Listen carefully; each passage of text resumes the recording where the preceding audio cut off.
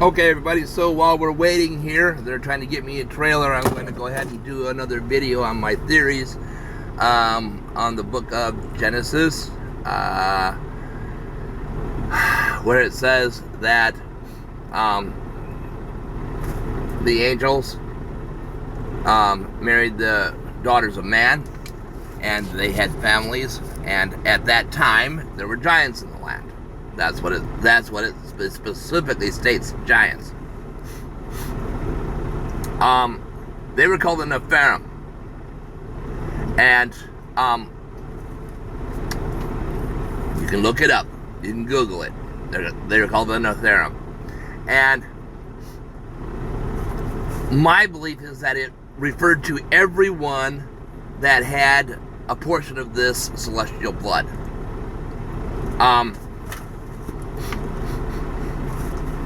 If you look forward today, right? Excuse me, I got a dog here. Every American does not live in America, right? So it just makes sense that way back when the Nephilim were here, not all of them lived in the same spot. They moved around. And it's my belief that they moved to Canaan. And that's the reason why later on in the Bible, when they sent the spies into Canaan land, they said, we can't attack these people, they'll murder us. I mean, they're huge. Excuse me. Wow. It's because the Nephilim were there. And they had giants among them. So,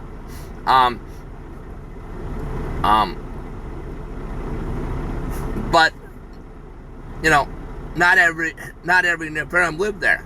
So here's the theory. The theory is that the ancient gods were real. Maybe not real gods, but they were real people. So, put yourself in the mindset, right? We have a general idea that before the ancient gods of Egypt began to be worshipped, that they worshipped giant scarabs. That would mean that giant scarabs were real.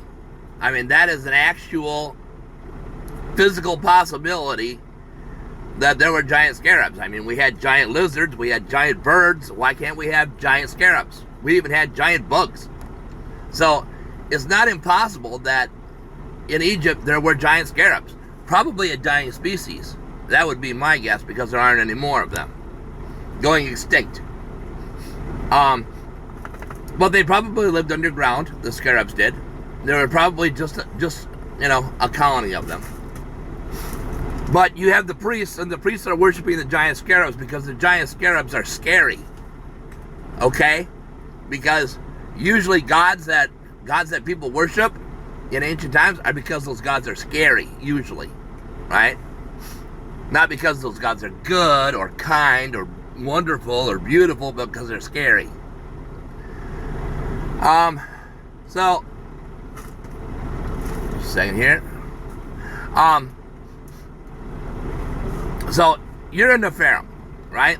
And you've got all kinds of different kind of mutations coming from this celestial human mix, right? You've got people with heads and that are different, and bodies that are squat, and their arms are real long, and all kinds of stuff. You got all kinds of different kinds of mutations going on. So you're walking. So there are 4 of them walking along one day, outside of Canaan land. They're looking for a new place to go ahead and live. One of them is real tall, and he's got kind of a really long, beaky nose, and his eyes are really wide set. It's not a bird head, but it looks like it could be a bird head.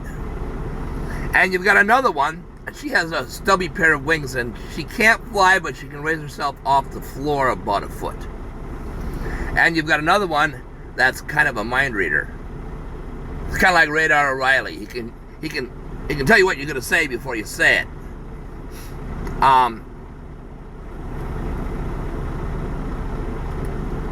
So these 3, they're walking along, right? Maybe there were more, maybe there were, you know, who knows? I wasn't there, I can't tell you. But anyway, these three are walking along, and all of a sudden they meet an Egyptian farmer. And the farmer looks at him and says, I've never seen people like this before. And he looks at them and says, who are you? And the lady, she introduces herself first. She says, my name is Isis, and this is my husband Osiris, and this is my son Horus. Are you gods? Yeah, we're gods. Go get me something to eat. You, go get me something to drink for all of us. Okay. And the farmers rush off to get something to eat and drink, and one of them rushes off to see the priest and says, hey, there are new gods in here. And the priest says, really? Let me go ahead and talk to one of them. So the priest comes out, and these guys are having their eating, drinking, and they're regaling these guys with stories. And the priest says, so you're the new gods? Yeah, we are. Prove it. Kill one of the giant scarabs. They are gods. If you can kill one of them, then you are a more powerful god and will worship you. So Osiris, who has the ability to be able to go ahead and tell you what you're going to say before you say it, is also a very strong guy. I mean, Arnold Schwarzenegger was a punk next to this guy. Now Osiris says, I'll go kill one for you. He says, I won't even use any armor, just a weapon. So he goes down there with a sword, or a spear, or whatever. He starts doing battle with these things, and he not only kills one, he kills almost all of them. And he climbs up the rope out of the cave where they're at, and he's all covered in scarab blood, and he says, done. Now worship us. Now all of a sudden you've got all these new gods, and the people, the priests, they're gonna, okay, we need to go ahead and make sure we maximize our power by getting behind these new gods and not the ones that they just killed. So now you've got all these temples going up toward these new gods, and that's the places where the gods live. That's the places where the gods live. So they move into those places, right? This is the temple for Osiris. This is the temple for Isis. This is the temple for Horus. And then their friends are there, got Seb and all the rest of Anubis and all the rest of them, right? Who said Anubis wasn't a real god? Who said he wasn't a real person? He's a man with a face like a dog, right? If we're talking about mutations here, it's very possible Anubis could have been a real god. So, a real person anyway. So, you've got all this going on, right? And the people say, we want to know more about you. So they start making up stories. We do the same thing. We do the exact same thing today. How many stories can you think of that are actual folklore that some people actually believe, may have been true, may not have been true? How many of them are just stories, and you know that they're stories, but they're interesting to listen to, but they're just bunk? So these guys, they're just telling stories about all the miraculous things that they did. They're surprising people because Osiris can tell you what you're going to say before you say it, and Isis can flap her little stubby wings and she can raise herself off the floor for a foot, right? The bird head guy, he can see you from either side without having to turn his head. He can see who's there. To these simple farmers, this would be miraculous. These people must be gods. They're not like anybody else we've ever seen.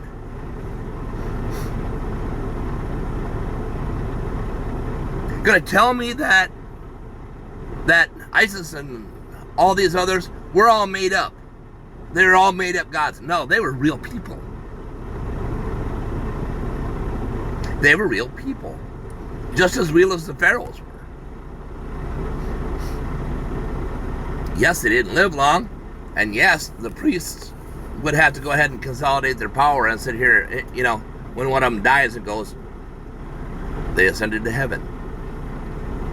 Why don't we have any evidence of them today? Why don't we have evidence of every dinosaur that ever lived on the earth? Why don't we have that? Because sometimes those things just don't survive. And maybe at the time that these people actually died out, maybe they didn't have mummification techniques. Maybe that was something that came along later. So there wouldn't be anything left to mummify. Maybe they did what the ancient Vikings did, set them adrift on a ship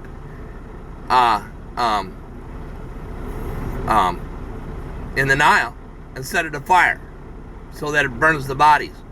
Because you don't want anybody grabbing the bones of your God, because then all of a sudden they can become, well, we're the high priest. We are the new God because we have the old God's bones and we ground them up and we made soup out of it. So now, okay, so now we're the gods. You don't want that happening.